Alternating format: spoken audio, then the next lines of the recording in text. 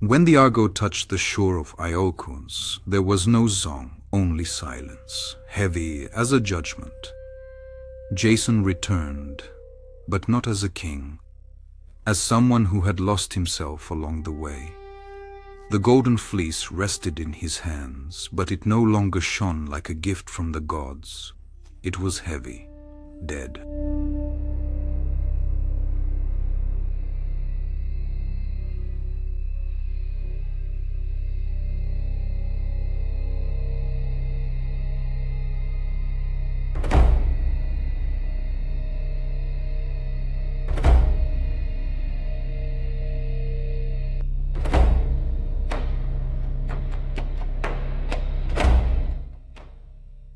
Pelias met his gaze, utterly devoid of fear, and steadfastly refused to surrender the royal throne. Within his eyes, there was not a flicker of hesitation, merely the absolute, unyielding conviction of an old, seasoned predator, one who had no intention whatsoever of ever stepping down.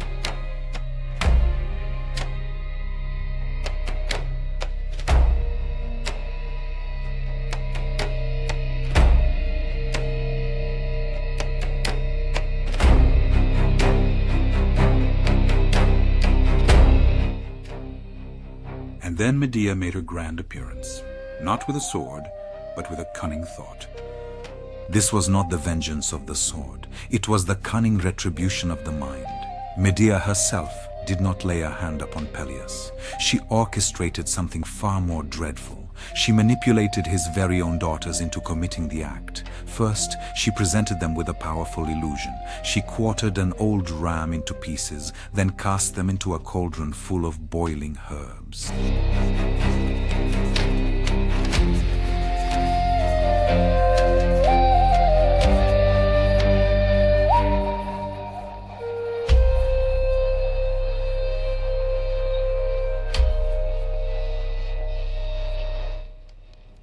And then, from the ethereal vapor and the deep, rich crimson of blood, a delicate newborn lamb emerged into existence.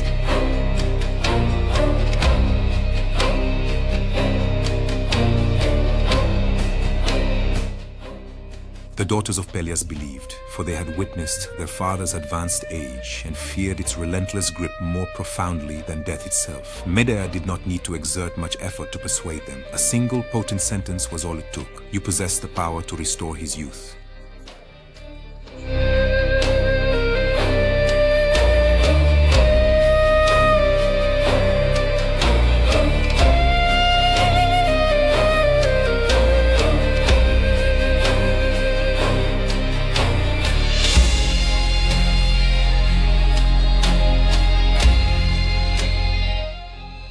That night, they entered his private chamber, not as cold-blooded murderesses, but as daughters, determined to save their father.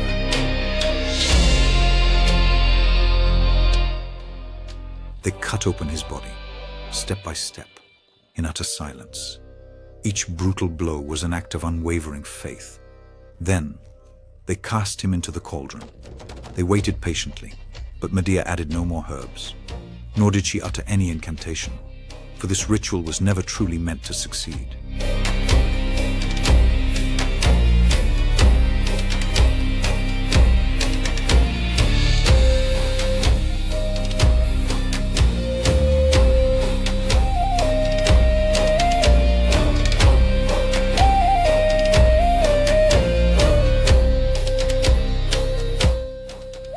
No young king emerged from the cauldron, only silence and the chilling smell of death. And then they realized they hadn't been tricked by magic, but by their own desperate hope.